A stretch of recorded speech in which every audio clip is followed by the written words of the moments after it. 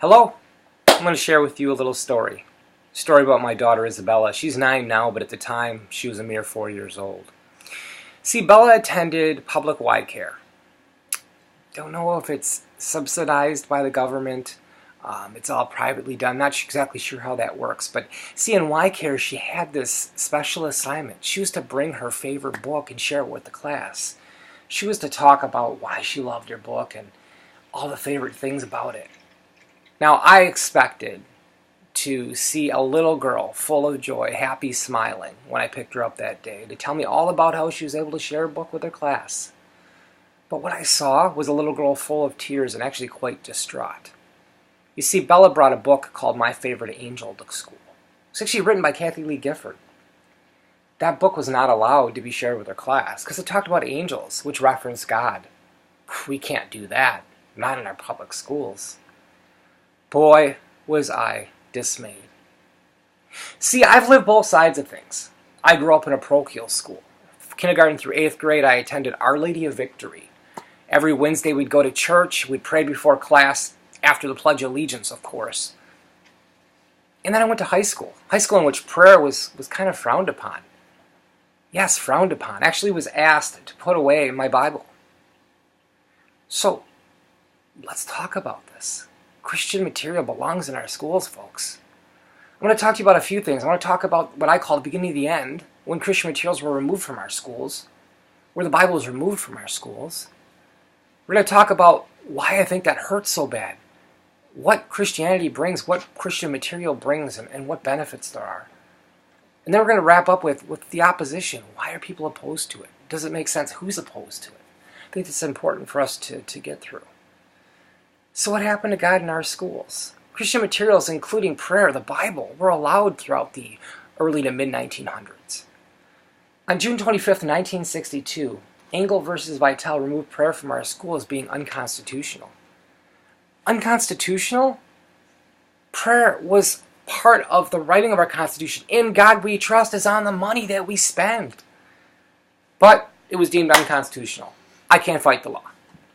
1963, Alberton School District versus Shemp removed the Bible from our school. The Bible from our school as part of the normal curriculum? We can teach on all these other things, but we can't teach on the Bible. Well, since 1963, I hate to say it, in part I believe because of the lack of Christian material and the lack of a firm foundation in faith, things have gone a bit awry. SAT scores have dropped dramatically, guys. Drug use has increased. School behavior has declined. Respect has been lost. Teachers are being challenged both verbally and physically. Is that all attributed to Christian education? I don't know. But I think there's something to be said about it. So God was removed from our school for various different reasons. People didn't feel like it belonged. But the impacts are quite the same, and they're not positive. Folks, they're not good. So what advantages does Christian material have in our schools? What are the advantages of Christian material? Well, in an article entitled Positive Influences Throughout History, the author speaks to several advantages of faith, Christianity as a whole. See, during the Roman Empire invasion by the barbarians, many historical writings, many artistic things were preserved by the church. They were kept safe by the church. They were taught by the church. Matter of fact, a lot of the foundations, the rocks, the establishments we have today, such as schools and hospitals, were founded from a religious perspective, were founded by the faith. But wait, we've got to pull the materials out of schools. But they were founded... I'm confused. Let's keep on going. So children in parochial schools score better than those in public. In a study published in the Peabody Journal of Education, stated that children taught in parochial schools tested better on their standard test scores by 0.29 standard deviation. It's 11% better than those in public schools. And they follow the same basic curriculum, parochial versus public. Religion is known to bring some psychological benefits as well. There's a feeling of belongingness. Religion has been taught to boost self-esteem, protection from existential threats, feeling like if it all ends, we've got somewhere to go. Does that sound bad to you? Does that sound like something that we need to keep away from our children? I don't think so. So from what I see, a lack of Christian-based material contributes to unwanted behaviors, but the advantages improve us tangibly, psychologically, physically. Why is there such a pushback? Those that oppose Christian materials are in the minority, guys, not the majority. Most Americans identify with some type of organized religion.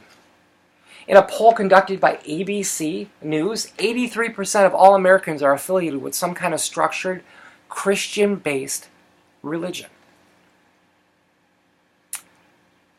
I don't understand why we push against something that was accepted, why the majority of our population is involved with, but we don't want our kids exposed to, because there's a minority that feel like they're being pushed against, they're being proselytized to, they're being forced to be pulled into religion. But they're not. Islam is discussed in our school. Other religions, mythical creatures, all brought up in our schools. Those materials are shared with our students. But the minority feels like we're throwing faith down their throats if we've got a Bible in our school. That confuses me. Let's move on. Let's review some of this information that I've shared. Religion was removed from our schools. Societies have declined. We've shown there are some positive impacts is having Christian reality, Christian materials, Christian faith, Christian foundation. Guys, I'm recommending a grand revival here. We need to do something. Yeah, grand revival would be nice. I'd love everyone to come to Christ. That's my own personal belief, and that's what I'd love for everyone else. But honestly, I just want what's best for our kids. I want to see kids that respect their elders. I want to see children that learn to respect themselves first. Respect those around them. Teachings that are shared in our school today are not always in alignment with the moral compasses it should stand, the way our country was founded, but pointed in other directions. We may really benefit from having our future generations founded in a faith that would strengthen us. Guys, this book here, this Bible, you might say, oh, it's all about religion, all about faith and obedience. Guess what? There's murderers. There's liars. There's adulterers in this book. There's a lot of mistakes made, but guess what? There's also a way out of our mistakes. There's a way to be forgiven, right? That's what's in here. Now, whether you believe it or not, it's a positive message about renewal, about self-sacrifice to benefit others. What are we afraid of? A better world? I say we go for it. Let's bring faith back into our schools. Let's make it optional, but let's bring it. Let's give it. Let's expose our children to that option, that opportunity. Have a great day, and thanks for your time.